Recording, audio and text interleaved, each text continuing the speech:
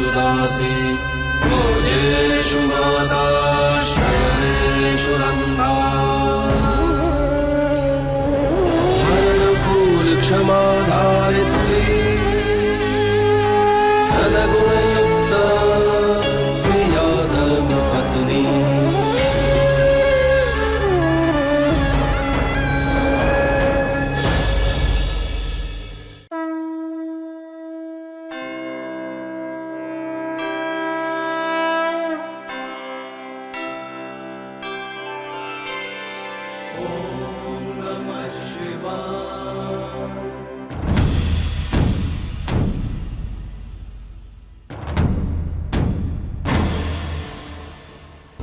संतु इसके पहले कि यहाँ के लोगों के दिलों में मेरे लिए और ज़्यादा नफरत बढ़े, मुझे लगता है कि मुझे यहाँ से चलना चाहिए। मैं जाता हूँ संतु, अपना ध्यान रखना।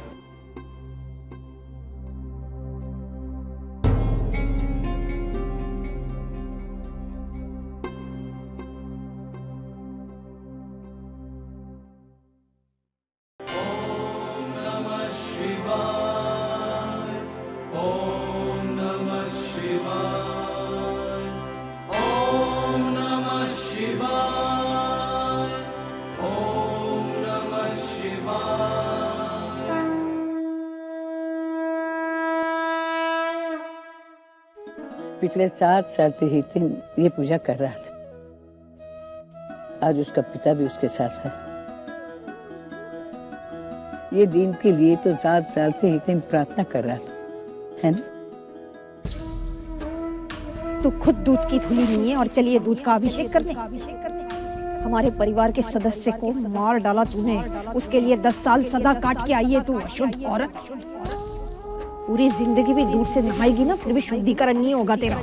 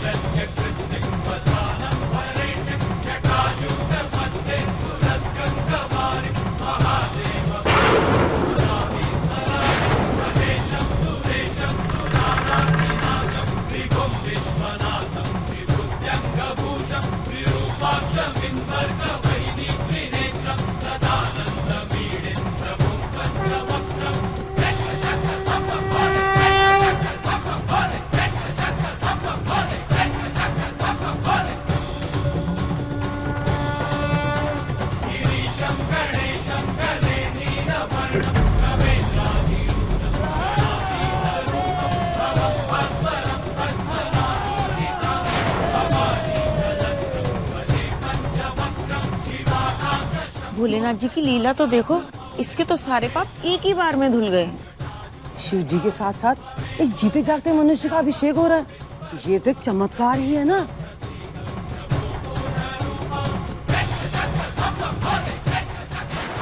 तू खुद दूध की धुली नहीं है और चलिए दूध का अभिषेक करने, अशुद्ध औरत। पूरी जिंदगी भी दूध से नहाएगी ना, फिर भी शुद्धिकरण नहीं होगा तेरा।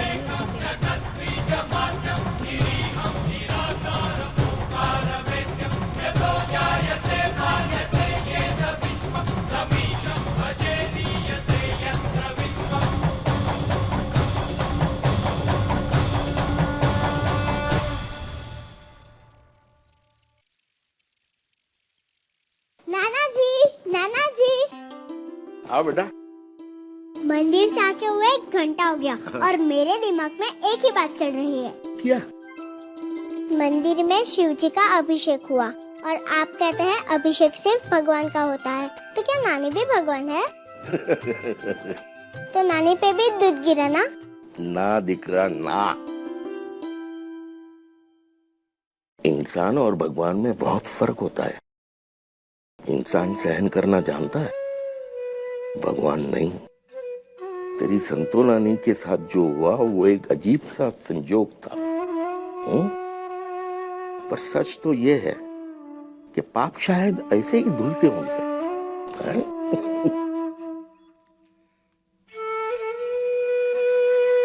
तेरी संतू नानी के साथ जो हुआ कुछ ऐसा ही होगा।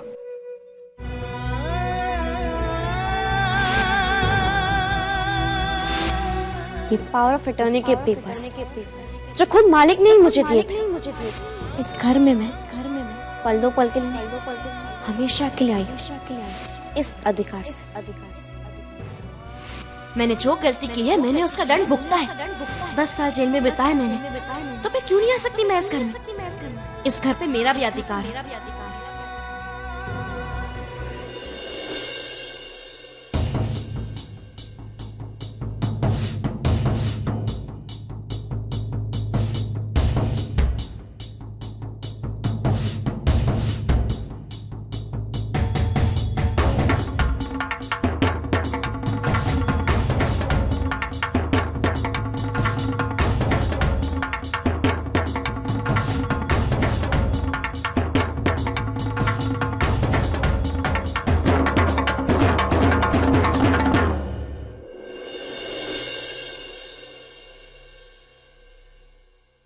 10 वर्ष निकली गया बा।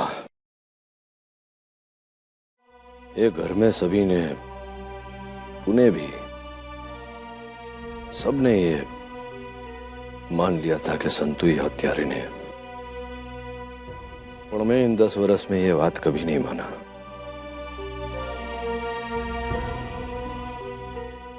अपने संबंधों को त्याग के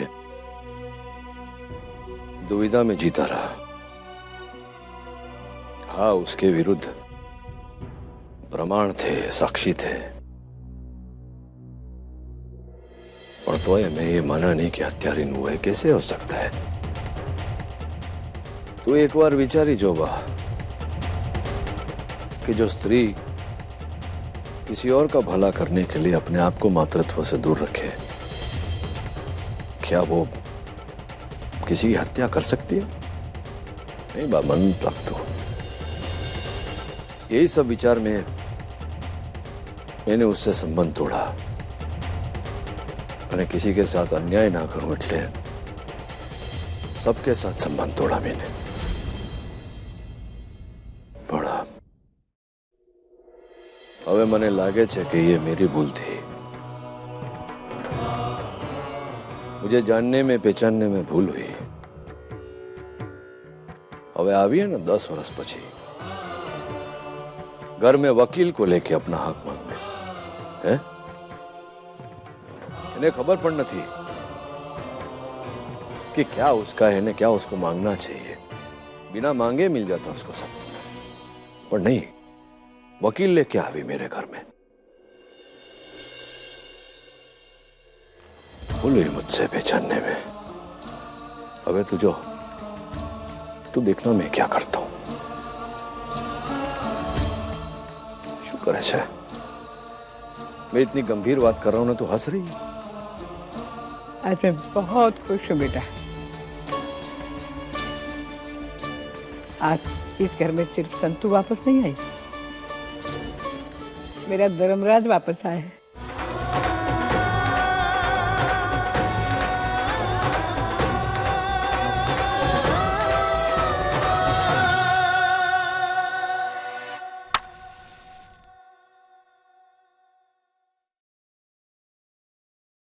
माँ अपने बच्चों और उनके पिता के बीच एक पुल बनाती है।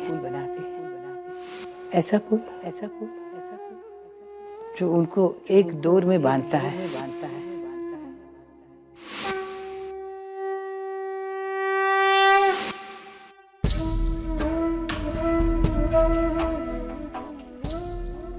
आप चिंता मत कीजिए मालकिन, इस घर के बच्चों को उनके पिता वापस मिल जाएंगे।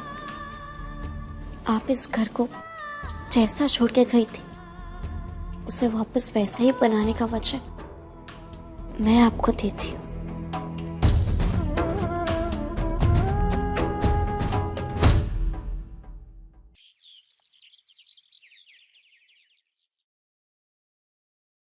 पता है मम्मी, मैंने नानी को तो पहले ही देख लिया था। चुप चुप करके बैठ। कोई नानी वानी नहीं है तेरी, और आज के बाद कोई बात करने की जरूरत नहीं उसके बारे में। ले दूध पी ले।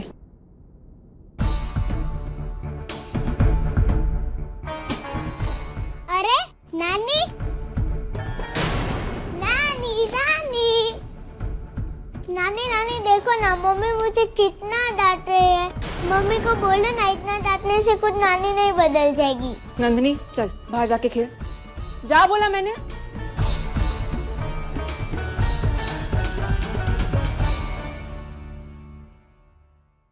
शशांक ने ठीक ही कहा था। कहना क्या चाहती हो तुम, और किससे पूछकर यहाँ पर आई?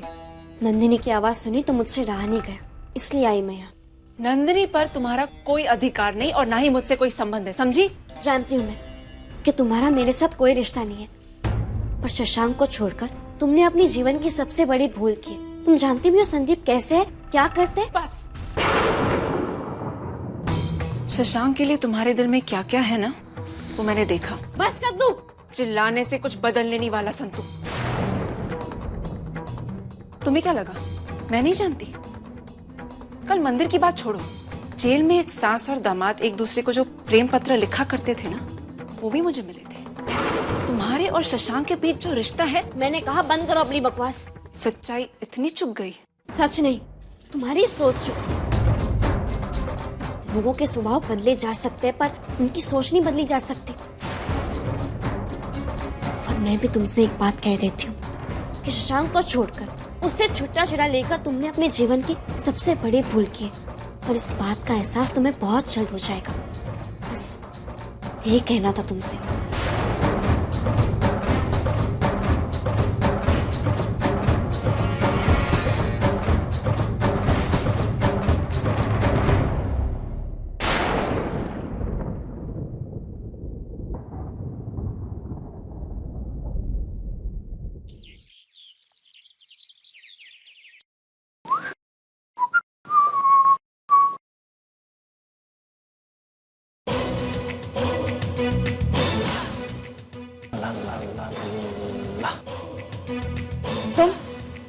तुम यहाँ क्या कर रहे हो? तुम्हें एक बार कह दिया, बात समझ में नहीं आती? मुझे तुमसे मिलने में या बात करने में कोई इंटरेस्ट नहीं है। You understand? इंटरेस्ट नहीं है। जानता हूँ। तुम सबसे ये कहने वाली थी ना कि तुम मुझसे शादी नहीं करना चाहती। 100%। 1000%। मैं तुमसे एक बात बताना तो भूल ही गया। इनफैक्ट मैं सबसे कहने वाला हूँ कि मैं तुम जैसी लड़की से शादी नहीं करना चाहता। मैं जब तुमसे मिला था तो मुझे ऐसा लगा था कि तुम ही वो लड़की हो जिसके साथ मैं अपनी पूरी जिंदगी बिताना चाहता हूँ। तुम ही हो जो सिर्फ और सिर्फ मेरे लिए बनी हो। You know, my kind. But I was wrong. सही बात तो यह कि तुम जैसी लड़की की मैं कभी इज्जत कर ही नहीं सकता। जानती हो क्यों? क्योंकि तुम मेरे लायक ही नहीं हो। और इज्जत करना तो बहुत दूर की बात।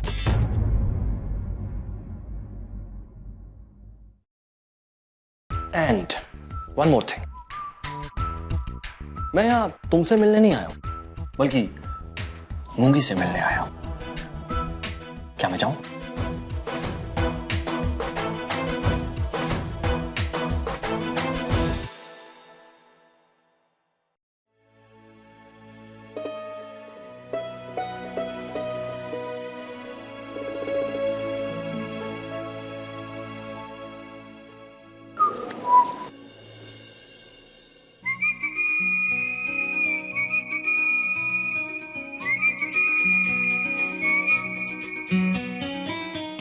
हाय।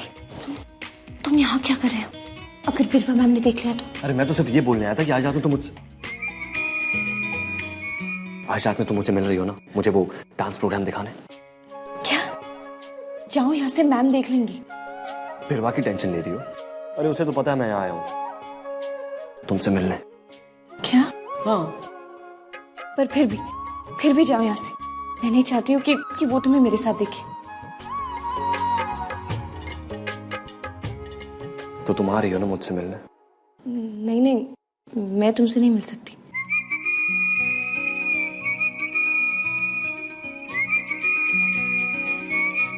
देखो, अगर तुम नहीं आई ना तो एक तो मैं वहां बहुत बोर हो जाऊंगा, और दूसरा मुझे कुछ समझ में नहीं आएगा। प्लीज आओगी ना? ठीक है, मैं कोशिश करती हूँ।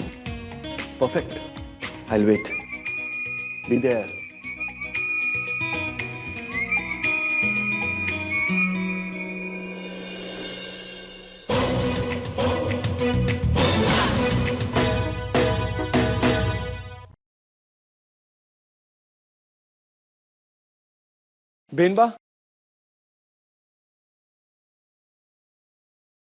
बेनबा, मुझे कुछ 2 लाख रुपयों की जरूरत है, अगर आप मुझे दे सकती हैं तो। हाँ हाँ, क्यों नहीं। पर आपका पहले का हिसाब भी बाकी है। हाँ बेनबा, मुझे सब याद है, मैं एक साथ में आपका सारा हिसाब कर दूंगा। ठीक है, मैं अभी लाई, तुम यहीं रुको। जी।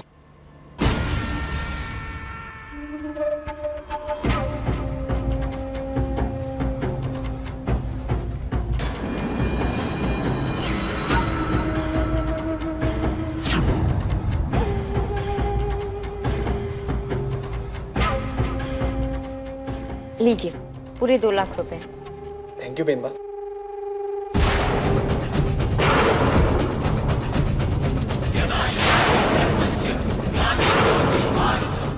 किस अधिकार से रुपये दिए जा रहे हैं?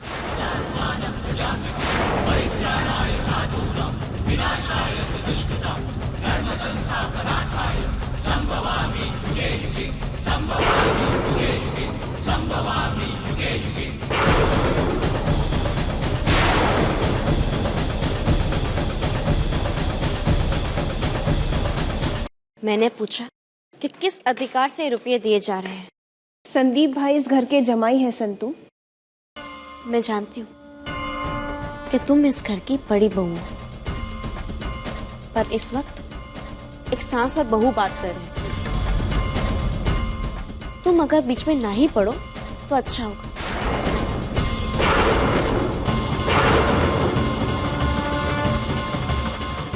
हाँ, तो बता, कि किस अधिकार से तुम इन्हें पैसे दे रही थी?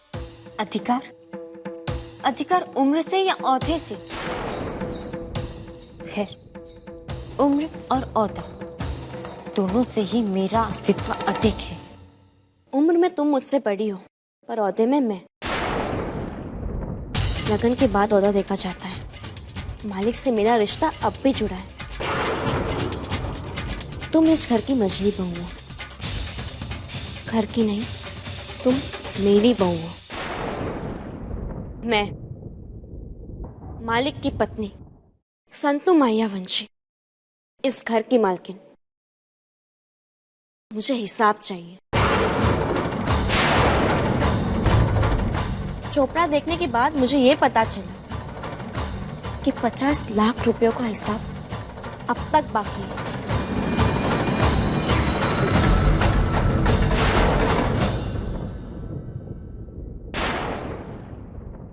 तिजोरी से पैसे निकालने से पहले मुझे उन रुपयों का हिसाब चाहिए।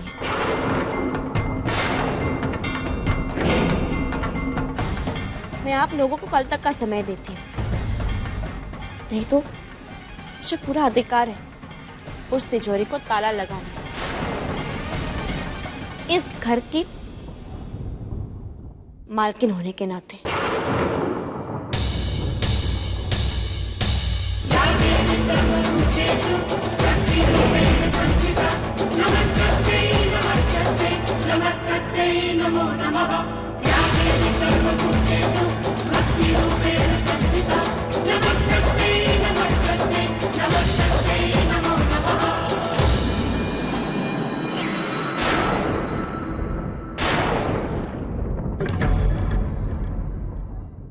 एक भटकी हुई हवा का झोंका है ये, आया और चला गया।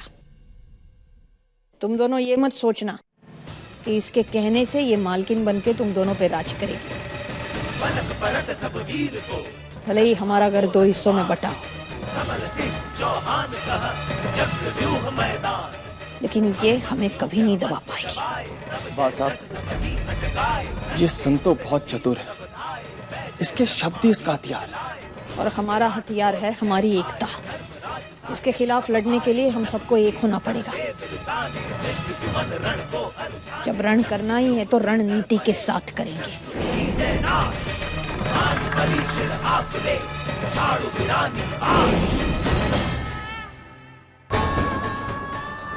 आप इस घर को जैसा छोड़ के गई थी उसे वापस वैसा ही बनाने का वचन मैं आपको देती हूँ। ये संतुड़ी कुछ ज्यादा ही रुबाब छाट रही है। अपने कद से ज्यादा उछल रही है लड़की। हदें पार कर दी उसने। कुछ भी नहीं कर सकते हम लोग। अरे कोई ना कोई तो रास्ता होगा ना। हम सब लोग इकट्ठा होके उस लड़की को इस घर से फेंक नहीं सकते बाहर। अरे उस फालतू लड़की की बातों में ना वजन है ना उसमें। पर उसके पास जो पावर ऑफ अटर्नी है उसमें वजन है ना, और वो भी उसके पक्ष में। और इस संतों ने 2-3 संस्थाओं से भी बात कर ली है जो इतनी पावरफुल है कि हम चाह के भी कुछ नहीं कर सकते। बस अब अगर अभी इस संतों को इस घर से बाहर नहीं निकाला ना तो ये संस्थाएं हमें भी अंदर कर देंगी। अरे कौन सी संस्था है? ये धर्मराज मैया वंशी की धरती है। यहाँ मेरे भाई का राज चलता है। अरे मानता हूँ धर्मपुर में इनका राज चलता है, पूरे गुजरात में तो इनका राज नहीं चलता ना। ये संतो अगर हमारा केस लेके कहीं और गई ना तो हम बैठे बिठाए अंदर हो जाएंगे। 10 साल के लिए अंदर गई थी ना वो, 11 के लिए हमें अंदर भिजवा दिया। फिर एक औरत पे जुर्म करने की बहुत बड़ी सजा होती है। अगर उसे उसका हिस्सा नहीं दिया ना तो ये बाहर जाए ना जाए हम अंदर जरूर चले जाएंगे। इसलिए कहता हूँ वो जो कहती है वो कर लेते हैं, जो कहती है वैसे मान लेते हैं। हिसाब ही मांग रही है ना, उसे दे देते हैं हिसाब। अरे मैं मानता हूँ हमारे पास 50 लाख नहीं है, लेकिन कैसे भी उसका अरेंजमेंट करो, उसका बंदोबस्त करके उसे देने पड़ेंगे ताकि उसके बाद हम उसे इस घर से बाहर निकालने का सही रास्ता ढूंढ सके, ताकि सांप भी मर जाए और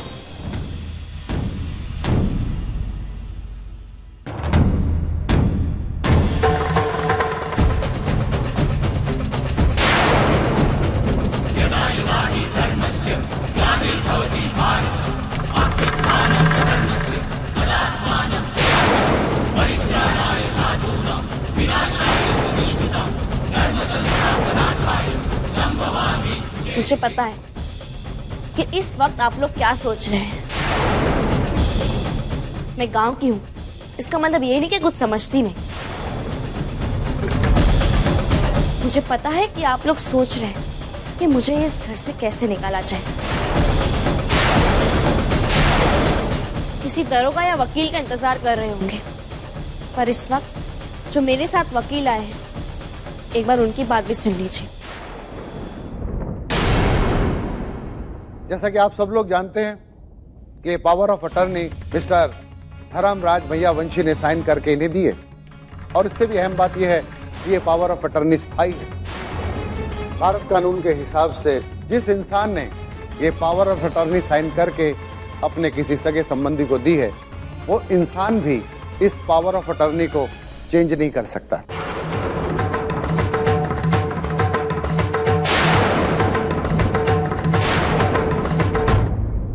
लिहाजा मिसेस संतो मैया वंशी इस घर और इस घर की चल अचल संपत्ति पे पूरा अधिकार रखती हैं।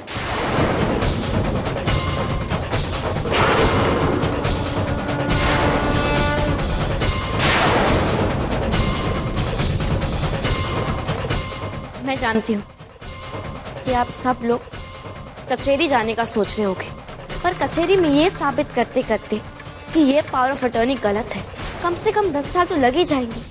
पर तब तक के लिए मैं इस घर की मालकिन हूँ, ये संपत्ति मेरी है। तो मैं आशा करती हूँ कि हिसाब तैयार होगा, है ना?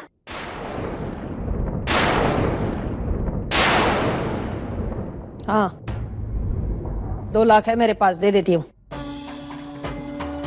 मुझे 50 लाख चाहिए। जो भी हो, 2.5 लाख रुपए मैं दूंगा, लेकिन इस परिवार के किसी भी सदस्य के बारे में तुम कुछ गलत मत बोलो। ये हमारा परिवार है और हर सदस्य इस परिवार का हिस्सा है। मेरे पास 1 लाख रुपए है, दे दूंगी तुम्हें। मुझे लगता है कि शायद हिसाब तैयार नहीं है, इसलिए जो हमारी कल बात हुई थी उसके अनुसार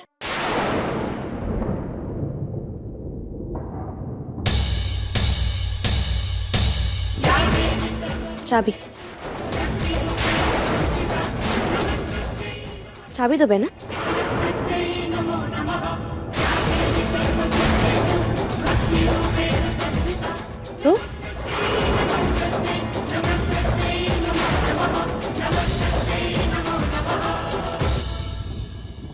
1 मिनट।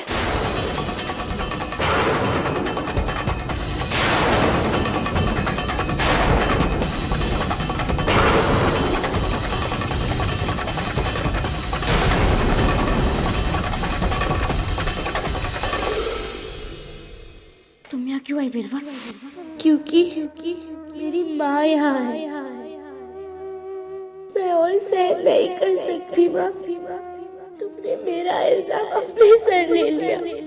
मुझे सजा ना मिले इसलिए तुम सलाखों के पीछे। मैं सब सहन कर सकती हूँ और घर वाले तुमसे नफरत करेंगे, मैं नहीं सहन कर सकती। इतना बड़ा बलिदान क्यों माँ? तुमने तो मुझे जन्म भी नहीं दिया है।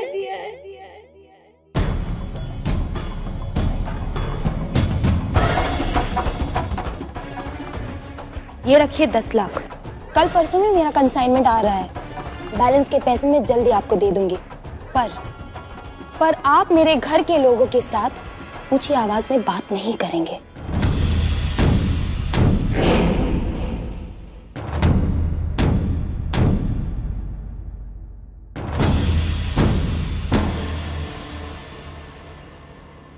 आपका हिसाब चुकता हो जाएगा। और ये चाबी खेनी भाभी के पास ही रहेगी। नहीं, ये चाबी मेरे पास रहेगी।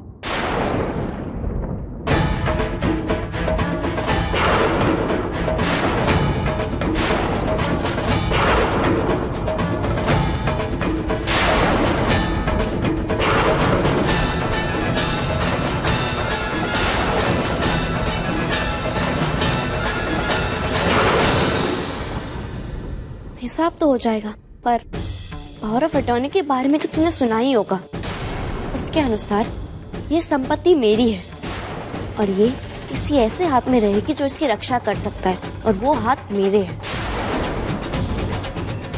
आप लोग एक दूसरे से अपना रिश्ता निभाना नहीं जानते, मुसीबत में एक दूसरे का साथ नहीं दे सकते।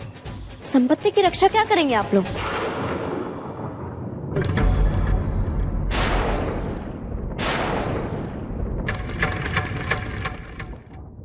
यहाँ आने के लिए धन्यवाद वकील साहब। जय श्री कृष्ण।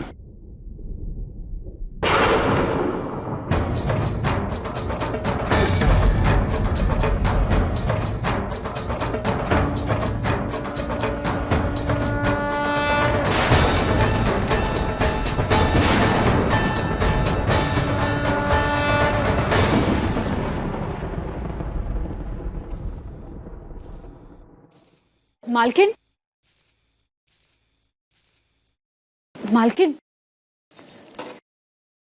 मालकिन, आप सच्चाई को बाहर लाना चाहती थी ना, लेकिन वो हुआ नहीं। पर जो हुआ है वो तुम्हें नहीं पता। क्या हुआ मालकिन?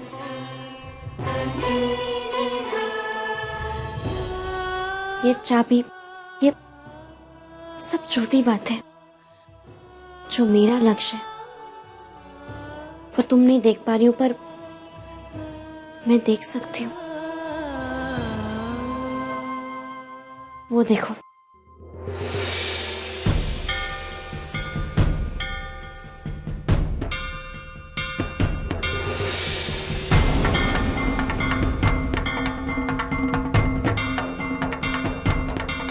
देखा कैसी सांप की तरह कुंडली मार के बैठ गई हमारी दौलत पे।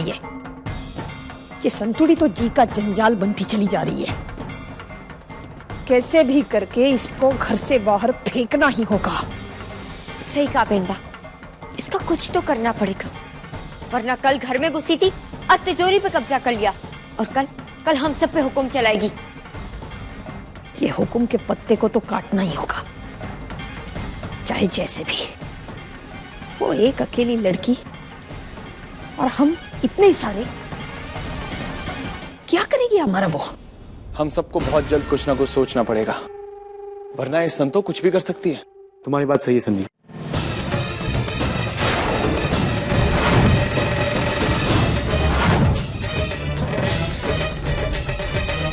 लेकिन वो कुछ करे उससे पहले हम सबको मिलकर कोई ना कोई रास्ता तो ढूंढना ही होगा। ऐसे ही नहीं बैठ सकते हम। ये लकीर, घर के बीचों बीच खींची गई ये लक्ष्मण रेखा, इन 10 सालों में किसी ने भी ये रेखा अपनी मर्जी अपनी खुशी से पार नहीं की होगी, पर आज ये लोग मेरा विरोध कर रहे हैं और उसी कारण ही सही ये लोग एक साथ खड़े हैं, एक साथ। बस ये तो शुरुआत है।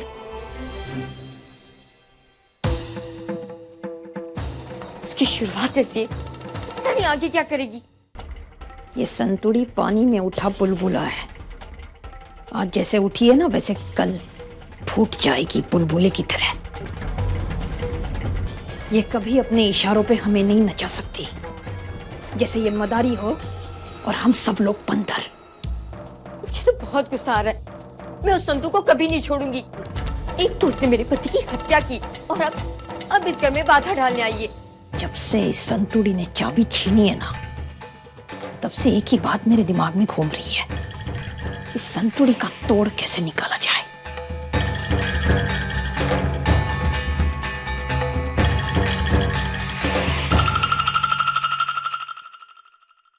नानका,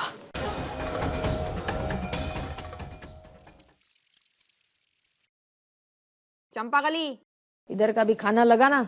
हाँ जी अभी लाती हूँ। रसोई अलग हो गई, खाना अलग हो गया, लेकिन रोज रोज इस डाइनिंग टेबल पर साथ बैठ के खाने की सजा न जाने कब खत्म होगी।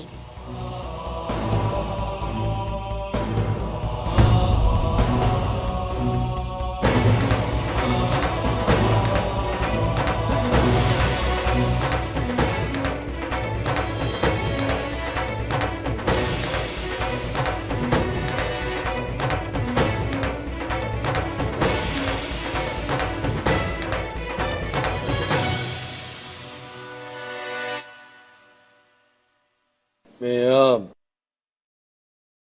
सबके साथ भोजन करने आया।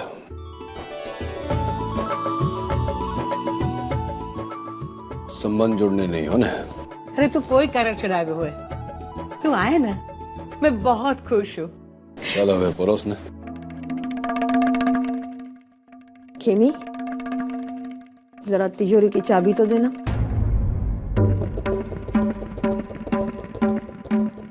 वो राशन के लिए कुछ पैसे निकालने हैं।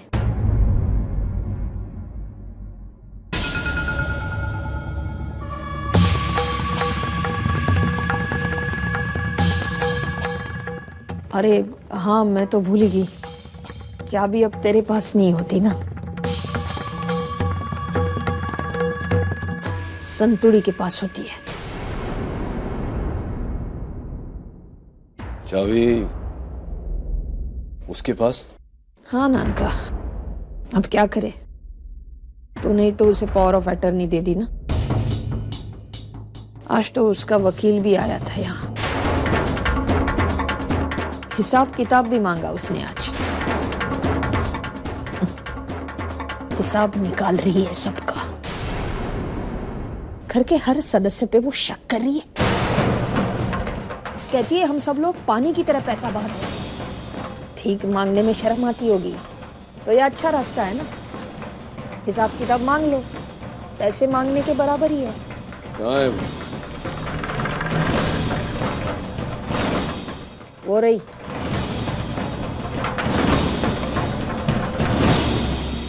ये छोकरी, नहीं आओ।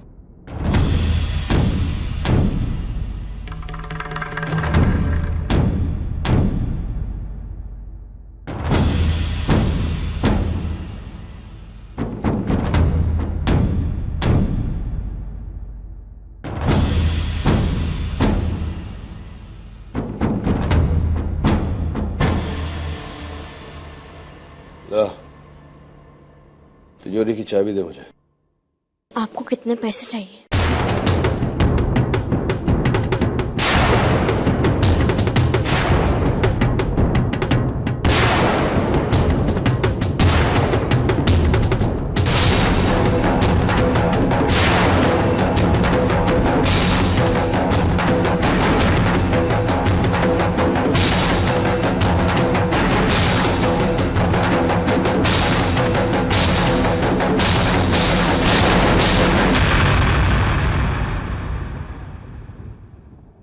मुझसे हिसाब मांग रही है?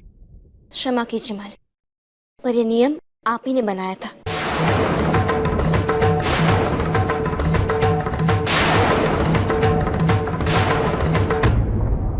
कि तिजोरी की चाबी जिसके पास होगी उसे हिसाब मांगना होगा, अधिकार और जिम्मेदारी से।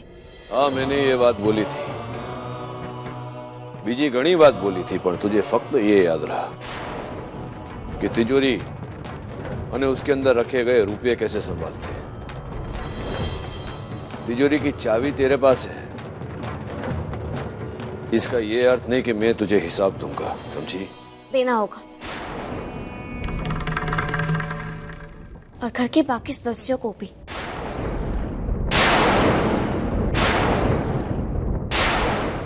तिजोरी से 50 लाख रुपए गायब है। आप अपने बच्चों से नहीं पूछते क्योंकि आपको परवाह नहीं है, पर अब ये चाबियां मेरे पास है और मुझे परवाह है। हितेन भाई ने 15 लाख रुपए लिए हैं और संदीप भाई और मौलिक ने 35 लाख रुपए। आप मुझे बता दीजिए कि इन्होंने ये पैसे क्यों लिए, तो आप जितने पैसे मांगेंगे मैं आपको दे दूंगी, नहीं रोकूंगी मैं आपको। तुझे संदेह होगा मेरे संतान पर मुझे नहीं, क्योंकि मुझे विश्वास है कि अगर इन्होंने तिजोरी में से रुपये निकाले हैं तो कोई उचित कारण के लिए निकाला होगा। हिसाब चाहिए ना तुझे? ये दिख रहा तेरा हिसाब आपने। मैंने संतों को हिसाब देना जरूरी नहीं समझा, लेकिन आपको हिसाब दूंगा पापा। मैंने उन 15 लाख में से 8 लाख गांव वालों के लिए खर्च किया, समूह लगन के लिए। बाकी के 2 लाख उन गरीबों को दिए जिनके यहाँ इस बार अच्छी फसल नहीं हुई थी पापा, और बाकी के 5 लाख उन गरीब किसानों के खेत में ट्यूबवेल्स लगाने के लिए दिए। मिल गया ना हिसाब? ये तो 15 लाख का हिसाब, और बाकी के 35 लाख उसका हिसाब भी दिलवाता हूं। ये मौलिक दिख रहा, तेरा वो 35 लाख रुपए का हिसाब देना। मामा वो पापा पैसे तो हमने, मामा वो हिसाब हम आपको कुछ दिन में दे देंगे। लेकिन मौलिक इतने सारे पैसों का क्या किया, बस ये बता दो अभी। अगर ये दोनों ये बता दे कि इन्होंने पैसे किसी उचित कारण के लिए लिए थे तो मैं चाबियां लौटा दूंगी आपको। दिख रहा, बोलने 35 लाख रुपए का क्या किया है, बोलने।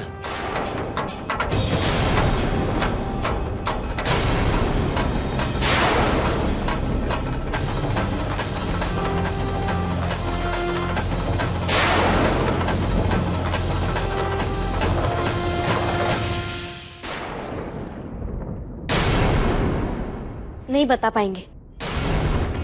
मैंने हिसाब मांगा, ये मेरी गलती थी, पर ये हिसाब नहीं दे पा रहे, ये किसकी गलती है?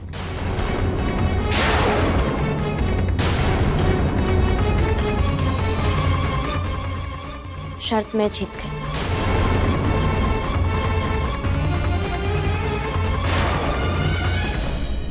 पर ये चाबियां आप रख सकते हैं।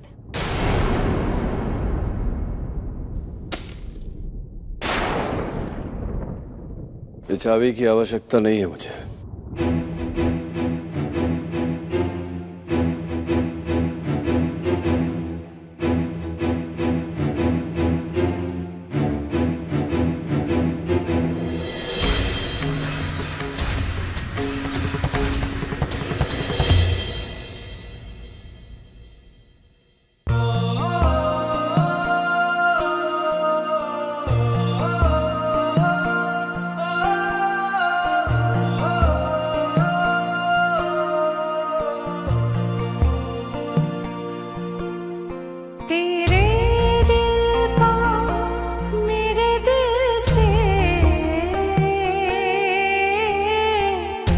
मुझे माफ करना मालिक, पर मेरा ये करना बहुत जरूरी था। अगर इस घर को जोड़ने की कीमत आपने मेरे प्रति नफरत है तो ये कीमत भी मुझे मंजूर है, लेकिन मालकिन से किया वादा कि ये घर फिर से एक हो जाए, उस वादे को मैं जरूर पूरा करूंगी।